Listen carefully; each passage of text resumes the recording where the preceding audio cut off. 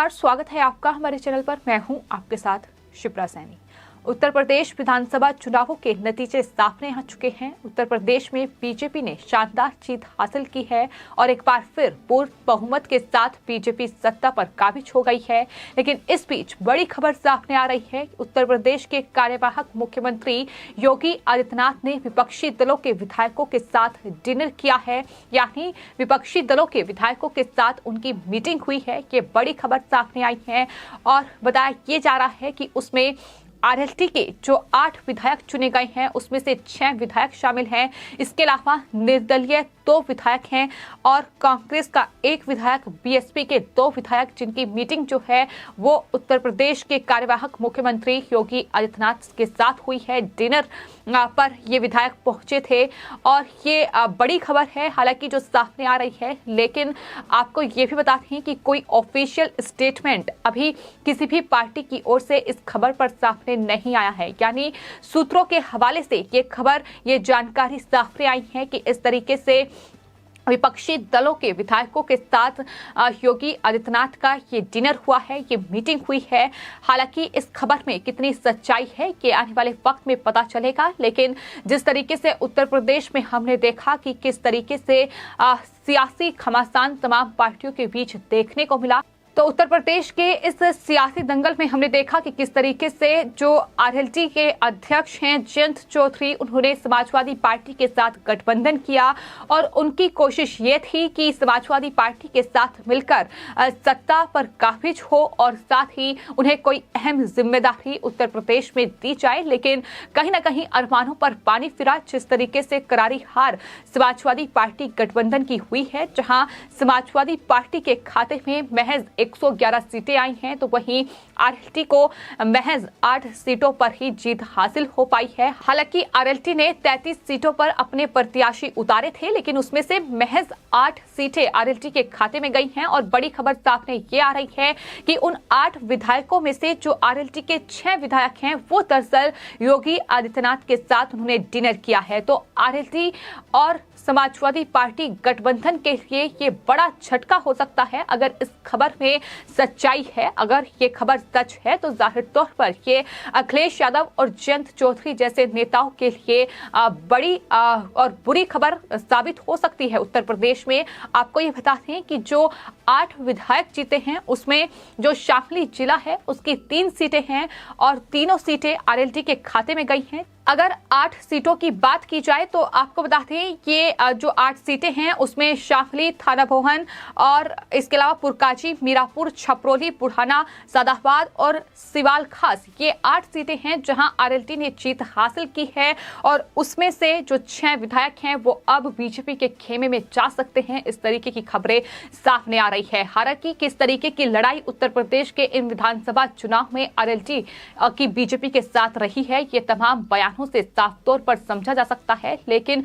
खबर यह भी सामने आ रही है कि जहां एक तरफ जयंत चौधरी इस कोशिश में हैं और कहीं ना कहीं उनकी मंशा ये है कि मुस्लिम वोटर्स के सहारे, मुस्लिम वोट बैंक के सहारे वो उत्तर प्रदेश की राजनीति में खुद को स्थापित कर पाएंगे। लेकिन वहीं ये जो 6 विधायक हैं ये कहीं ना कहीं जयंत चौधरी को बड़ा झटका दे सकते हैं और हो सकता है कि ये पार्टी स्विच कर दे, क्योंकि रुख भी कहीं ना कहीं बीजेपी की ओर देखने को मिला है। फिर चाहे वो बात हम शामली से जो विधायक चुने गए हैं आरएलटी के प्रसन्न चौधरी उनकी की जाए या फिर तमाम दूसरी ऐसी सीटें हैं जहां से कहीं ना कहीं बीजेपी की तरफ विधायकों का रुख देखने को मिल रहा है।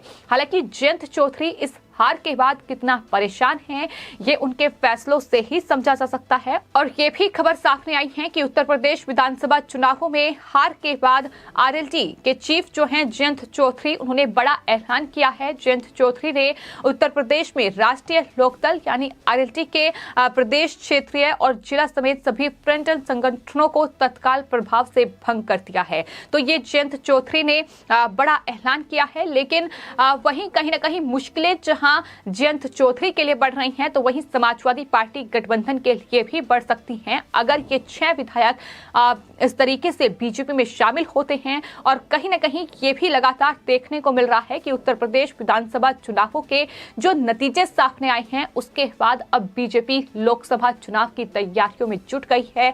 यानी अब मिशन 2024 पर बीजेपी की निगाहें टिकी हुई हैं और इससे पहले हम 2019 में भी ये कवायद कहीं ना कहीं देख चुके हैं कि किस तरीके से बीजेपी ने खासतौर पर पश्चिमी उत्तर प्रदेश में जो जाट वोट बैंक है, जो मुस्लिम वोट बैंक है, उसे साधने की कोशिश की थी और अजीत चौधरी के साथ गठबंधन पर चर्चा भी हुई थी, जिसमें अजीत चौधरी ने ये शर्त उस वक्त रखी थी कि अगर उन्हें किसी भी प्रदेश का राज्यपाल बनाया जाएगा और उनके बेटे को मंत्री का पद मिलेगा तो वो जरूर 2019 लोकसभा चुनाव में गठबंधन करने के लिए तैयार हैं। लेकिन उसके बाद जयंत चौधरी ने कुछ मुद्दों को लेकर बातचीत नहीं बन पाई, जिसके बाद उन्होंने गठबंधन नहीं किया। लेकिन एक बार फिर से 2024 में कहीं ना कहीं जहां एक तरफ जयंत चौधरी को भी किसी साथ की जरूरत है, तो वहीं बीजेपी भी इस कोशिश में रहेगी कि उत्तर प्रदेश में और खास तौर पर पश्चिमी उत्तर प्रदेश में एक ऐसा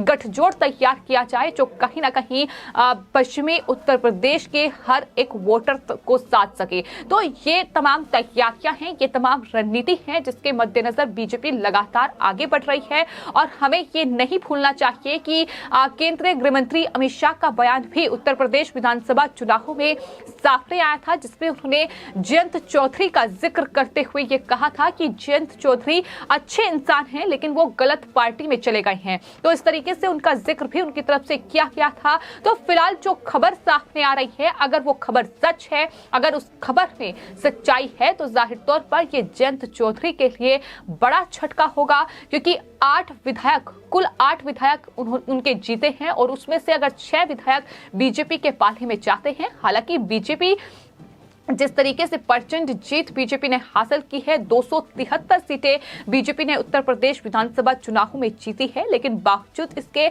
अगर विधायकों की इच्छा है तो जाहिर तौर पर ये आरएलडी के लिए कहीं ना कहीं बेहद मंथन करने वाली बात होगी कि किस तरीके से समाजवादी पार्टी के साथ गठबंधन करके एक गलत फैसला जयंत चौधरी ने लिया है। हालांकि इस बात का एहसास उन्हें हो गया होगा, क्योंकि जिस तरीके से उनकी हार हुई है वो अपने आप में बेहद निराशाजनक है। पश्चिमी उत्तर प्रदेश, जहां जयंत की कोशिश ये थी कि किसान आंदोलन के बहाने, कृषि कानूनों के बहाने मुस्लिम और जाट गठजोड़ करके किसी तरीके से हर एक सीट पर कब्जा किया जाए, लेकिन कहीं ना कहीं निराशा हाथ लगी है, क्योंकि बागपत जैसी सीट भी आरएलडी हार गई है। तो इससे बड़ा खामियाजा आरएलडी के लिए नहीं हो सकता है। 33 सीटों पर चुनाव लड़े और उसमें से महज 8 सीटें खाते में आई हैं। तो ये लगातार जयंत चौधरी के लिए परेशानी का सबब उत्तर प्रदेश में बना हुआ है। और जिस तरीके से आरएलडी और जयंत चौधरी तमाम मुस्लिम वोट बैंक को लेकर कोशिश करते रहे हैं और यही वजह थी कि समाजवादी पार्टी के साथ गठबंधन किया गया। लेकिन अब द कश्मीर फाइल्स रिलीज हुई है और एक ऐसी फिल्म है जिसे हर कोई देखना चाहता है थिएटर में जाकर, जिसे लोग पसंद कर रहे हैं। जिस तरीके से 1990 में कश्मीरी पंडितों का नरसंहार हुआ, तमाम देश के बीजेपी शासित राज्य खासतौर पर इस फिल्म को टैक्स फ्री कर रहे हैं। बात चाहे उत्तराखंड की जाए, गोवा, मध्य प्रदेश, गुजरात, हरियाणा, तमाम राज्यों में ये फिल्म टैक्स फ्री हो चुकी है। वहीं उत्तर प्रदेश में भी सीएम योगी आदित्यनाथ ने इस फिल्म को टैक्स फ्री कर दिया है। लेकिन उसके बाद जयंत चौधरी का बयान सामने आया है, जिसमें जयंत चौधरी ने ये कहा है कि उत्तर प्रदेश में फिल्म को टैक्स फ्री कर दिया गया है। लेकिन उन्होंने ये भी कहा कि ये फैसला जो है ये सही नहीं है।